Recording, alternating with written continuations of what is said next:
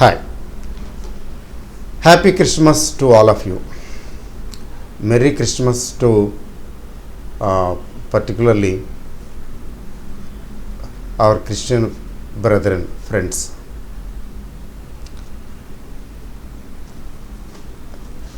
ఈ క్రిస్మస్కిను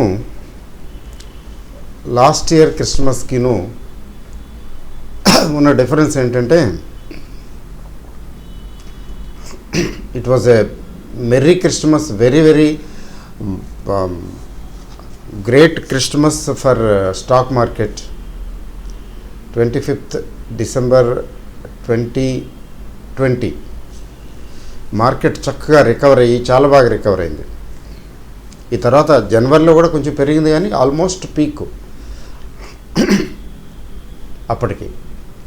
అయితే ఈ క్రిస్మస్ ఏంటంటే this Christmas is greeting us with what you can say a sort of selling, particularly FII selling. అయితే ఓవరాల్గా తీసుకుంటే ఇండెక్స్ ఏమీ పడిపోలేదు అప్పటితో పోలిసి చూసుకుంటే కదా.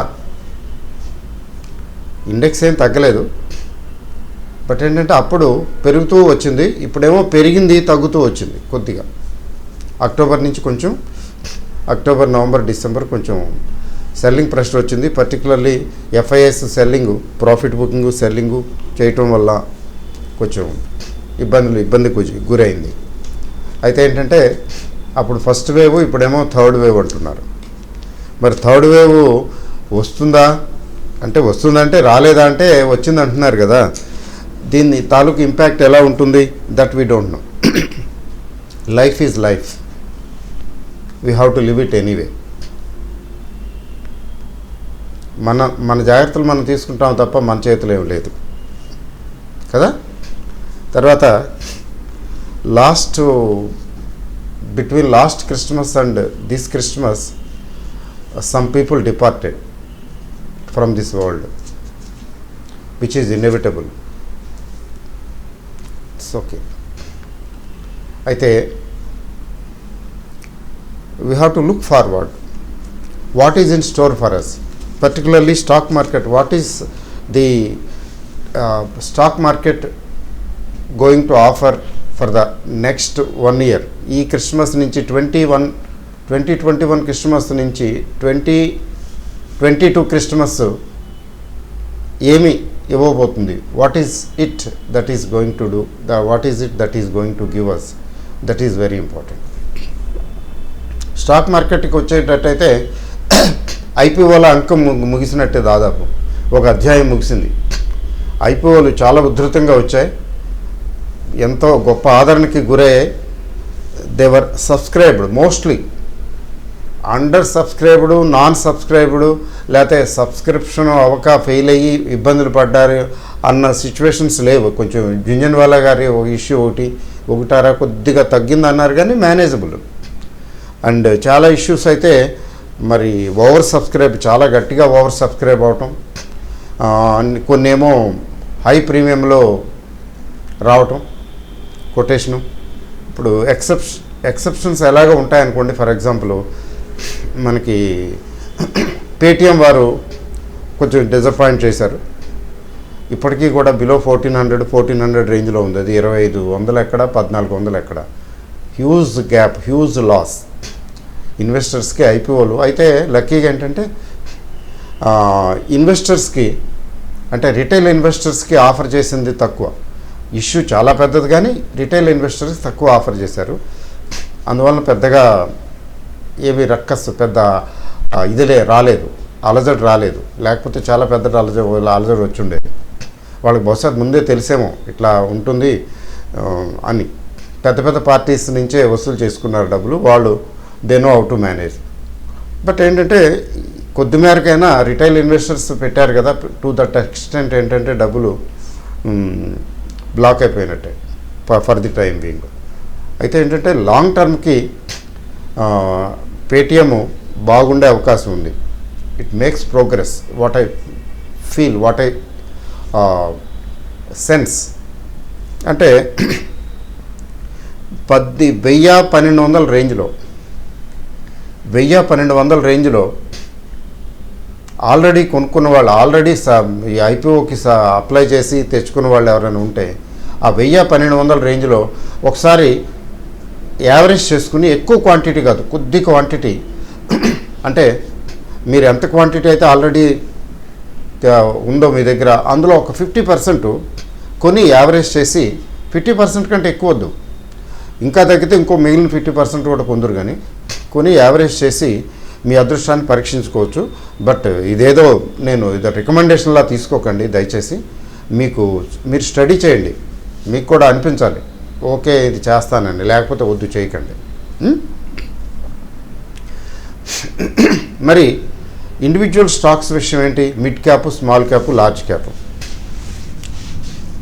మీకు లార్జ్ క్యాప్ ఉంది, మిడ్ క్యాప్ ఉంది, స్మాల్ క్యాప్ ఉంది. వీటిలో తీసుకుంటే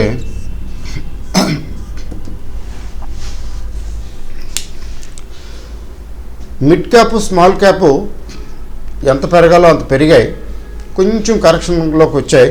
బట్ ఏంటంటే they are still intact. Market కూడా ఇంటాక్టే, 17,000 దగ్గర ఉంది ఇప్పుడు. ఈ వీక్ తీసుకుంటే మార్కెట్ యాజ్ ఎ హోల్ తీసుకుంటే వీక్లీ రివ్యూ అనుకుందాం. ఈ వీక్లీ రివ్యూలో నిఫ్టీ తీసుకున్నట్లయితే 17,000 దగ్గర ఉంది. మరి బ్యాంక్ నిఫ్టీ ఏమో ఇది 34,850 రేంజ్లో ఉంది. అంటే ఈ రెండు కూడా ఇది బాగా డౌన్గా ఉందిలేండి, బాగా వీక్గా ఉంది. బ్యాంకింగ్ అండ్ ఫైనాన్స్ స్టాక్స్ని బాగా ఉతికేశారు, అసలు పెరగనివ్వటం లేదు. అయితే ఇది మాత్రం ఓకే, ఇది కలగోరగంప కదా, అన్నీ కలిసి ఉంటాయి కదా. బట్ ర్యాలీ వచ్చేది ఇక్కడి నుంచే వస్తుంది, చాలా గట్టిగా వస్తుంది. ఎప్పుడు వచ్చినా అప్రమత్తంగా ఉండాలి. తో ఇక్కడ డోజీ వీక్లీ తీసుకుంటే కొంచెం కొద్దిగా గెయిన్లోనే ఉంది. వీక్లీ గెయిన్ స్లైట్ గెయినే, కానీ పెద్ద గెయిన్ కాదులే, 150-200 పాయింట్లు. అంటే లాస్ట్ వీక్తో పోలిసి చూసుకుంటే మండే టు ఫ్రైడే ఓవరాల్గా బాగా పడింది. కానీ ఈసారి మరి ఫైనల్గా రికవర్ అయింది కదా, 17,000 ప్లస్కి వచ్చింది కదా. అట్లా తీసుకున్నట్లయితే slight recovery, but doji formation వచ్చింది, weekly doji formation. Bank Nifty అయితే అది కూడా ఆ టైపే, కానీ కొంచెం మార్నింగ్ స్టార్ అని అంటానికి లేదు, కానీ అది కూడా డోజీ ఫార్మేషనే, but gap down doji formation. ఈ gap down doji formation interpretation ఏంటంటే, general interpretation gap down doji ఫార్మేషన్కి వీక్నెస్ అని. అంటే వీక్నెస్ ఇంకా కంటిన్యూ అయినా ఆశ్చర్యం లేదు. డోజీ అంటే అన్సర్టన్ అని, అనిశ్చిత పరిస్థితి అని. At the same time gap down అయితే అదేంటంటే ఫాలింగ్ అనే నెగటివ్ అనే, లేకపోతే బేరిష్ అనే ఇంటర్ప్రిటేషన్ ఇవ్వాలి గ్యాప్ డౌన్ కాబట్టి. బట్ ఏంటంటే ఈ సెటిల్మెంటు రికవర్ అవుతుందా అవదా అనేది కొంచెం చెప్పడం కష్టం, కానీ జనవరి ఆన్వర్డ్స్ బాగుండొచ్చు. బట్ ఓవరాల్గా తీసుకున్నట్లయితే ఎఫ్ఐఐస్ నిన్న కూడా చెప్పాను కదా, మొన్న మీకు ఎంత తగ్గించారంటే ఎంతంటే నవంబర్లో 40,000 కోట్లు అమ్మారు, డిసెంబర్లో కూడా అమ్మారు 32,000, 33,000 రేంజ్కి అమ్మారు. అంటే ఓవరాల్గా ఈ మధ్యకాలంలో లాస్ట్ 3 months ఒక 1 lakh crores అండ్ అబోవ్ అమ్మినట్టే కదా. అయితే ఇంత క్వాంటిటీని ఆల్మోస్ట్ అబ్జర్వ్ చేశారు మన వాళ్ళు, రిటైల్ ఇన్వెస్టర్స్ కావచ్చు, డిఏఎస్ కావచ్చు. ముఖ్యంగా లాస్ట్ 2-3 డేస్లో చూస్తే, లాస్ట్ 2 డేస్లో ప్రీవియస్ డే 270 కోట్లు ఎంతో వాళ్ళు అమ్మింది, తక్కువ. ఈ మధ్యకాలంలో అతి తక్కువ అమ్మింది నిన్నే. ఈరోజు కూడా అమ్మారు, కానీ మరీ ఎక్కువేం కాదు, 750 crores రేంజ్లో అమ్మారు ఎఫ్ఐఎస్. అంటే నిన్న ఇవాళ కలిపి దగ్గర ఒక 1000 కోట్లకి అమ్మారు. కానీ దానికి 3 రెట్లు, ఆల్మోస్ట్ 2 రెట్లు అనుకోండి, దగ్గర దగ్గర 3,000 కోట్లకి మన డిఐఎస్ కొన్నారు. అంటే వాళ్ళు 1000 కోట్లకి అమ్మితే మన వాళ్ళు దగ్గర దగ్గర 3,000 కోట్లకి కొన్నారు నిన్న ఇవాళ కలిపి. అంటే 1:3. దాంతో వరద ఉధృతి ఆగింది. లేకపోతే నిన్న అంతగా రికవర్ అవ్వగలిగి ఉండేది కాదు. వాళ్ళు అమ్మింది తక్కువ, కానీ మన వాళ్ళు కొన్నది చాలా ఎక్కువ. ఆల్మోస్ట్ 5 times కొన్నారు. అప్పటికే ఆగింది మార్కెట్ రికవరీ కదా. అయితే ఈరోజు వాళ్ళు అమ్మారు గట్టిగానే, కానీ మన వాళ్ళు దాదాపు డబల్, వాళ్ళు ఎంతైతే అమ్మారో దానికి 2 రెట్లు మన వాళ్ళు కొన్నారు డిఏఎస్. అంటే ఇప్పుడు ఏంటి, ఈ మధ్యకాలంలో మీరు అమ్మండి ఎంత అమ్ముతారో మేము చూస్తాం అన్నట్లుగా ధీటుగా నిలిచినట్టుగా అనిపిస్తున్నది. అంటే వాళ్ళు అమ్మిన దానికంటే వీళ్ళు కొన్నది ఎక్కువ అవటం వలన అక్కడ బ్యాలెన్స్ అయింది. ఈరోజు పని కట్టుకుని ముఖ్యంగా 17,000ని దిగకుండా చాలా జాగ్రత్తగా మేనేజ్ చేశారు. ఎందుకంటే సైకలాజికల్ లెవెల్ చాలా క్రూషియల్ లెవెల్ 17,000 అనేది. మొన్న కూడా డిస్కస్ చేశాం. ఆ 17,000కు మళ్ళీ బ్రీచ్ అయితే ఇబ్బందే. అందుకని 17,000 దగ్గర మాత్రం గట్టిగా కట్టిపడేశారు, ఆపేశారు. 17,000కి దిగకుండా చూశారు. That's 1 plus point. Next week కూడా బయింగ్ మన వాళ్ళు కంటిన్యూ చేస్తారనే అనిపిస్తున్నది. ఎందుకంటే వాళ్ళు ఎంత అమ్మినా ధీటుగా మన వాళ్ళు అబ్జర్వ్ చేసుకోగలిగారు. This a great thing. లేకపోతే ఈ పాటికి ఏ 15,000 15,500 రేంజ్కి వెళ్ళిపోయి ఉండేది. పడేసి చెత్తకొట్టేస్తుండేవాడు. That is one aspect. Another aspect, corona discount చేస్తున్నారంటే ఎన్నిసార్లు డిస్కౌంట్ చేస్తారు? ఆల్రెడీ కరోనా అని చెప్పి 2 సార్లు ఆ మధ్య 2 సార్లు పడేశారు. మొన్న ఒకసారి గట్టిగా పడేశారు, అంతకుముందు ఒకసారి కరోనా పేరు మీద పడేశారు. మొత్తానికి వాళ్ళు అమ్ముకోవాలేదో చేశారు. బట్ ఏంటంటే ఎఫ్ఐఎస్ ఈరోజు కూడా అమ్మారు అంటే ఏమనిపిస్తున్నదంటే క్రిస్మస్ సెలవులకు వెళ్ళరా వీళ్ళు అనిపిస్తున్నది. రేపు క్రిస్మస్, కానీ ఇవాళ కూడా యాక్టివ్గానే ఉన్నారు. కాస్త అయిపోయింది, ఇంకా ఏముండదు యాక్టివిటీ అనుకున్నాను నేను. అబ్బాయి అట్లా ఏం కాదు, రోజులు మారే. ఏముంది, ఇంట్లో కూర్చుని కూడా కొట్టేయచ్చు కదా, ఎక్కడున్నా చేయొచ్చు కదా. మార్కెట్ ఆన్లైనే కదా. వెళ్ళిపోయి వాళ్ళ దేశం వెళ్ళిపోయి అక్కడి నుంచి కూడా కొట్టేస్తున్నారేమో, ఇన్స్ట్రక్షన్స్ ఇస్తూ చేయిస్తున్నారేమో. But whatever it is, ఈరోజు కూడా అమ్మనివ్వండి. దానికి ధీటుగా మన వాళ్ళు కూడా కొంటున్నారు, కొంచెం ఎక్కువగా కొంటున్నారు. నిన్న ఈరోజు చూస్తే ప్యాటర్న్ అంటే దీన్ని బట్టి ఎక్స్ట్రాపోలేషన్, దీన్ని బట్టి నెక్స్ట్ ఎక్స్టెన్షన్, లాజికల్ ఎక్స్టెన్షన్ ఏంటంటే ఎఫ్ఐఐస్ ముందు అమ్మిన దాన్ని అబ్జర్వ్ చేయడానికి లోకల్ బోర్సెస్ అంటే మన డిఐఎస్ సిద్ధంగా ఉన్నారని అనిపిస్తున్నారు. That's a good news. అందువల్ల ఏంటంటే మార్కెట్లు పెద్దగా షేక్ కాకపోవచ్చు, పెరిగిపోతాయి, ఇక నుంచి రికవర్ అయిపోతాయి, పైకి వెళ్ళిపోతాయని నేను చెప్పడం లేదు. అట్లీస్ట్ పడకుండా, వాళ్ళు ఎంత అమ్మినా మార్కెట్లు పడిపోకుండా కొంచెం జాగ్రత్తగా మెయింటైన్ చేయగలుగుతారని అర్థమవుతుంది. అట్లీస్ట్ ఆ 16,500 లెవెల్లో బ్రీచ్ కాకుండా పైనే ఉంచుతారని అనిపిస్తున్నది. Let us see. నెక్స్ట్ ఏంటంటే ఇప్పుడు క్రిస్మస్ అయిపోయింది, ఈ న్యూ ఇయర్ ఎండ్ వచ్చేసాం, హ్యాపీ న్యూ ఇయర్ స్టేజ్కి వచ్చాం, బాగానే ఉంది. నెక్స్ట్ ఏంటి, బడ్జెట్. జనవరి అంటేనే బడ్జెట్, ఇంకా బడ్జెట్ ఫేవర్ స్టార్ట్ అయిపోయినట్టే. తర్వాత జనవరి అంటే మీకు quarterly results, quarter ending December. జనవరి 15 నుంచి క్వార్టర్లీ రిజల్ట్స్ వస్తాయి. ఓ పక్కన క్వార్టర్లీ రిజల్ట్స్ వచ్చేస్తుంటాయి, ఇంకో పక్కనేమో budget preparations, budget manoeuvres, budget expectations, budget గురించిన ఇదంతా వచ్చేస్తుంది. అంటే వాలటైలిటీ మొత్తానికి ఇప్పట్లో అంతగా ఈజ్ అవుట్ అయ్యే అవకాశం లేదు అని అనిపిస్తున్నది. వాలటైలిటీ ఇండెక్స్ నిన్న మొన్న తగ్గింది, అది గుడ్ న్యూసే. బట్ ఈరోజు స్లైట్గా వచ్చింది లేండి, కొంచెం ఫ్లాట్, అంటే ఒక 2%కి దగ్గరలో, 1.5% 2% దగ్గరలో స్లైట్గా పెరిగింది.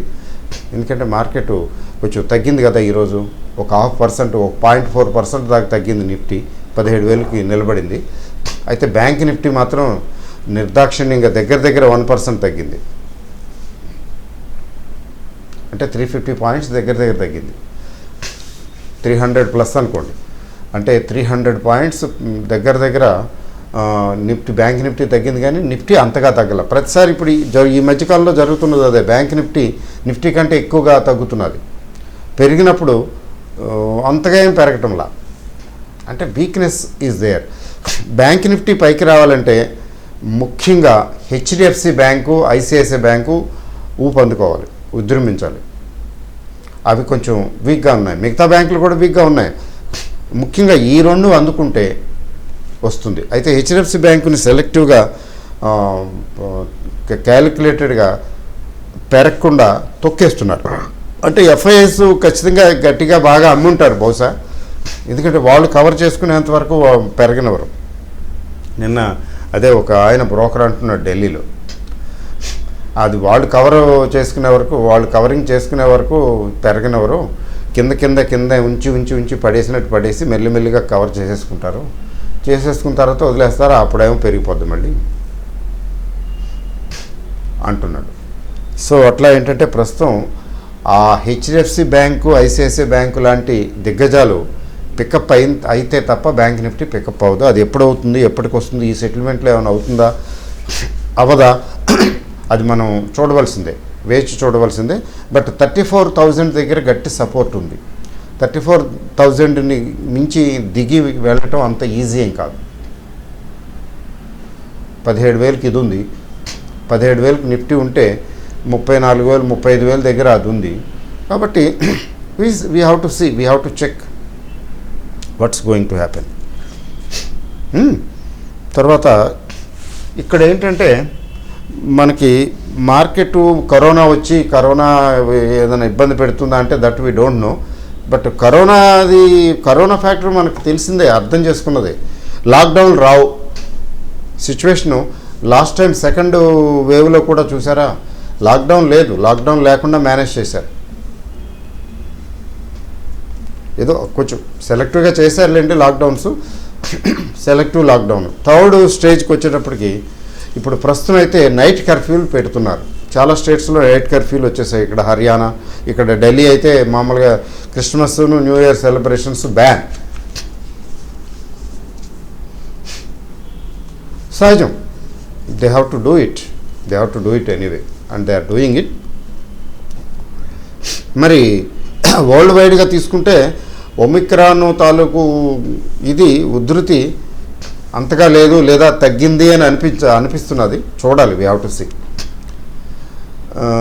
ఇండియాలో దాని ప్రభావం ఇప్పటి వరకు అంతగా ఏం లేదు కదా, చూడాలి, వేచి చూడవలసిందే. దాని ప్రభావం మార్కెట్ల మీద ఎలా ఉంటుందనేది ఇప్పుడు చెప్పలేం. కానీ నాకైతే ఏమనిపిస్తున్నది కానీ అంటే కొంచెం వీక్నెస్ ఉన్నా కానీ రేంజ్ బౌండ్గా మార్కెట్ వెళ్తుంది తప్ప, అంటే మ్యాక్సిమం 17,500, ఇక్కడ 16,500. ఈ 16,500 17,500 రేంజి నడుస్తుందని అనుకుంటున్నాను నేను జనవరిలో. కొద్దిగా అంతగా పెరగకుండా అంతగా తగ్గకుండా అట్లా మెయింటైన్ చేయొచ్చు. సడన్గా పడిపోవటం లేదా సడన్గా పెరిగిపోవటం లాంటివి ఉండకపోవచ్చు. మరి వాలటైలిటీ ఇండెక్స్ కూడా ఒక స్టేజ్లో 19కి వెళ్ళిపోయింది, మళ్ళీ 16 దాకా వచ్చేసింది కదా. ఇప్పుడు చెక్ చేయాలి మనం, we have to see how it happens. తర్వాత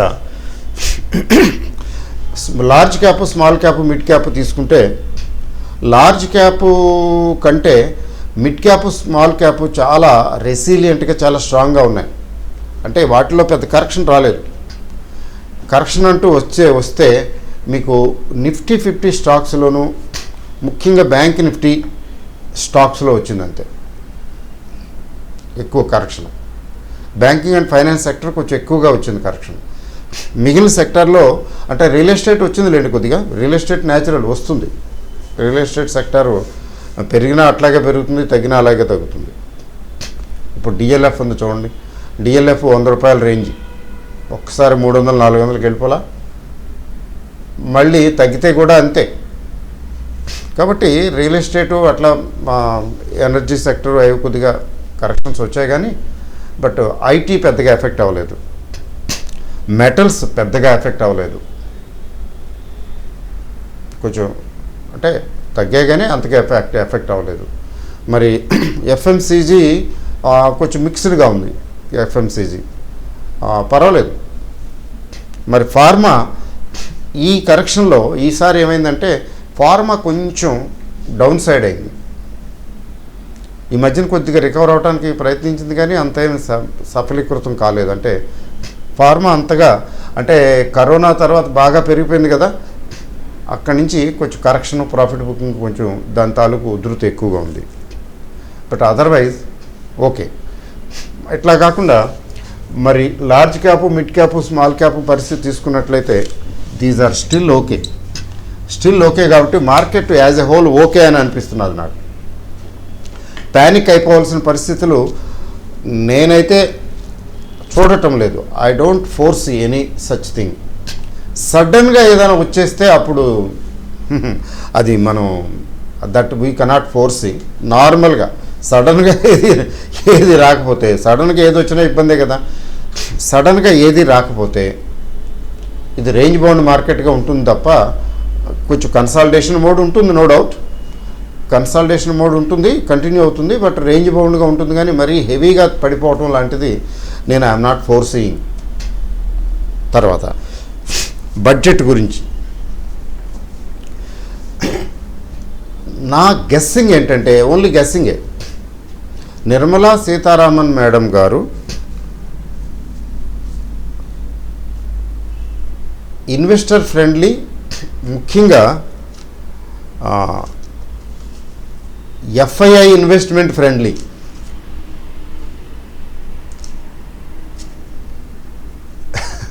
నేను ఎందుకు ఎఫ్ఐఐ ఇన్వెస్ట్మెంట్ ఫ్రెండ్లీ అంటున్నానంటే వాళ్ళు చాలా దే ఆర్ వెరీ అన్హ్యాపీ కాదు, దే ఆర్ వెరీ యాంగ్రీ. అంతగా అమ్మటానికి ఏ కారణాలు లేకుండా అంతగా అమ్ముతున్నారంటే కొంచెం గవర్నమెంట్ పాలసీలతోటి వాళ్ళకి కొద్దిగా క్లాష్ ఉన్నట్లే లెక్క. So pleasing stock market pleasing budget వచ్చే అవకాశాలు ఎక్కువగా ఉన్నాయి. దగ్గర 70% ప్రాబబిలిటీ ఉంది. ఎందుకంటే 2 రీజన్స్. ఎఫ్ఐఐస్ చాలా ఇదిగా అగ్రెసివ్గా అమ్మారు. మళ్ళీ పిలవాలిగా వాళ్ళని, వాళ్ళ చేత కొనిపించాలిగా, అదొక రీజను. వాళ్ళకి కొంచెం గ్రీవెన్సెస్ ఉండుంటాయి, నో డౌట్. రెండవది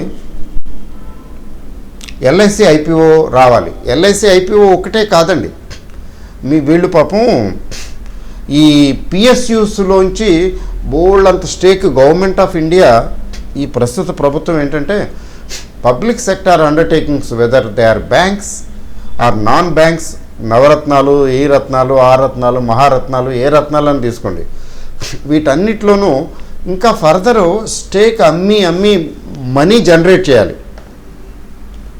మనీ జనరేట్ చేసి కొంచెం ఎకనామిక్ యాక్టివిటీ పెంచాలి. అంటే ఎకనామిక్ యాక్టివిటీ పెంచడం అంటే ఏం లేదు, రియల్ ఎస్టేట్ వగేరా ఇన్ఫ్రాస్ట్రక్చర్ మీద గవర్నమెంట్ స్పెండ్ చేయటం మొదలుపెట్టిందంటే ఎకానమీ ఆటోమేటిక్గా వస్తుంది కదా. సో గవర్నమెంట్కి డబ్బులు కావాలి. ఎల్ఐసి ఐపీఓ పెద్ద ఇది, అదొకటి. తర్వాత ఎయిర్ ఇండియా ఏదో అట్లాంటివి ఉన్నాయి కదా, ఇంకా ప్రైవేటైజేషను, తర్వాత పిఎస్యూస్ డైవెస్ట్మెంటు, ఇట్లా government wants to garner a lot of money from the public as well as investors. మరి అట్లాంటప్పుడు ఆప్షన్ లేదు, గ్రోత్ ఓరియంటెడ్ బడ్జెట్ తప్పదు. ట్యాక్సెస్ వగేరా వాటిలో సాక్రిఫైస్ చూపించాలి. ఎలాంటి సాక్రిఫైస్ చూపిస్తారు, ఏం చేస్తుంది గవర్నమెంట్ అంటే, ఎందుకంటే ఫిస్కల్ డెఫిసిట్ ఒకటి ఓ పక్కన అదొకటి చెక్ చేసుకోవాలి. But in spite of all these things, what I believe, this is going to be a good budget for stock market. ఒకటేంటంటే ఆప్షన్ లేదు, రెండేంటంటే కరోనా వల్ల దెబ్బతింది కాబట్టి ఎకనామిక్ గ్రోత్ చూపించాలి, జీడిపి గ్రోత్ రావాలి కదా నెక్స్ట్ ఎలక్షన్స్కి. ఎలక్షన్స్ అంటే చూస్తూ ఉండగానే చూడండి 2022 వచ్చేసింది అనుకోండి, ఇంకేముంది నెక్స్ట్ మొదలవుతుంది మళ్ళీ నెక్స్ట్ జనరల్ ఎలక్షన్స్కి ప్రిపరేషన్ మొదలైపోతుంది. ఈలోగా వాళ్ళకి చెప్పుకోవడానికి కొంచెం గ్రోత్ కూడా చూపించాలి కదా. కరోనా వచ్చింది, అది వచ్చింది, ఇది వచ్చింది, అయినా కానీ మేము అది చేయగలిగాం, ఇది చేయగలిగాం అని మొదలు పెడతారు కదా. అది చెప్పుకోవటానికి కూడా చూపించడానికి కూడా వాళ్ళకి కావాలి, గ్రోత్ కావాలి. ఓవర్నైట్ వచ్చేది కానీ గ్రోత్కి కావాల్సినటువంటి పునాదులు వేయాలి కదా. తర్వాత ఆర్బీఐ కూడా ఓకే అంటున్నది కదా, గ్రోత్ విషయంలో కోఆపరేట్ చేస్తున్నది. RBI also wants growth right now, but not at the cost of inflation. Inflation కొద్దిగా బాగా ఎక్కువయ్యేటట్టు ఉందంటే అప్పుడు ఆర్బీఐ వెనకంచి వేయాలి, తప్పదు. అదర్వైజ్ ప్రస్తుతానికి ఓకే. ఈసారి మరి ఇంట్రెస్ట్ రేట్స్ పెంచకుండా, అమెరికన్ చూడండి, అమెరికన్ నో కాంప్రమైజ్, మేము ట్యాపరింగ్ మొదలు పెట్టేస్తున్నాం అన్నారు. కానీ ఇండియన్ మార్కెట్, ఇండియన్ ఆర్బీఐ వాళ్ళు మాత్రం ఇంకా వెయిట్ చూస్తున్నాం అన్నారు. అదొక రీజను. అందువల్ల ఏంటంటే యాజ్ ఎ హోల్ తీసుకున్నట్లయితే బడ్జెట్ మీదే ఉంది నెక్స్ట్ అంతా. Coming results, quarterly results, budget. Quarterly results అంత బ్యాడ్గా పేలవంగా ఉంటాయని నేను అనుకోవట్లేదు, ఎందుకంటే యాక్టివిటీ బాగానే వచ్చింది. కరోనా హడావిడి ఏం లేదు కదా, కరోనా హడావిడి పోయిన తర్వాత వచ్చిన క్వార్టర్ కదా ఇది. సో అంతా ఇప్పుడు రిజల్ట్స్, కంపెనీస్ రిజల్ట్స్, తర్వాత బడ్జెట్ బాగా ఉంటే మరొకసారి మళ్ళీ మనం చూసేస్తాం 18,000 19,000 పైచిలుకు. ఇప్పుడు ఇవన్నీ మర్చిపోతాం. అబ్బో 16,500 కూడా వచ్చేసింది, అంత తగ్గింది, ఇంత తగ్గింది, ఎఫ్ఐఐస్ తెగ అమ్మేశారు, అబ్బా అది తగ్గింది, ఇది తగ్గింది, అవన్నీ మర్చిపోతాం, బాధలన్నీ మర్చిపోతాం. ఎప్పుడైతే 18,000కి మళ్ళీ క్రాస్ అవుతుందో, 18,000 19,000 అలా వస్తుందో, ఇవన్నీ మర్చిపోతాం. సహజం, మానవ ఇది నేచర్, మా హ్యూమన్ నేచర్కి ఉన్నటువంటి ప్రత్యేకత. So I'm looking forward to a very good budget followed by rally. అప్పుడు 18,000 ఏముందండి, నథింగ్ కదా. 17,000 దగ్గర ఉన్నాం ఇప్పుడు. 17,000 దగ్గరుండి 18,000 గురించి చూడటం పెద్ద విశేషమేం కాదు. 18,000 దగ్గర ఆగుతుందనే ఉంది, ఇంకా పైకి వెళ్ళిపోవచ్చు కదా. ఒకసారి ఓకే బడ్జెట్ అయితే రిఫార్మ్స్ అక్కర్లేదు, గ్రోత్ ఓరియంటెడ్ బడ్జెట్ వచ్చినా చాలు, పెద్దగా రిఫార్మ్స్ అక్కర్లా. So let's hope that Nirmala ma'am will be working upon that. తర్వాత ఎల్ఐసి ఐపీఓ కోసం తప్పదు కదా, మార్కెట్ని కొంచెం పైకే ఉంచాలి కదా, లేకపోతే ఐపీఓని ఇచ్చేయటం ప్రెస్టేజ్ క్వశ్చన్ కదా గవర్నమెంట్ ఆఫ్ ఇండియాకి. పెద్ద ఐపీఓ తీసుకొస్తున్నది, పైగా ఐపీఓ మార్చిలోపు రావాలి. చాయిస్ లేదు, ఆప్షన్ లేదు, ఆప్షన్స్ చాయిస్. వీటన్నిటి దృష్ట్యా I'm bullish, I'm positive. So merry Christmas and happy Christmas to all of you. And C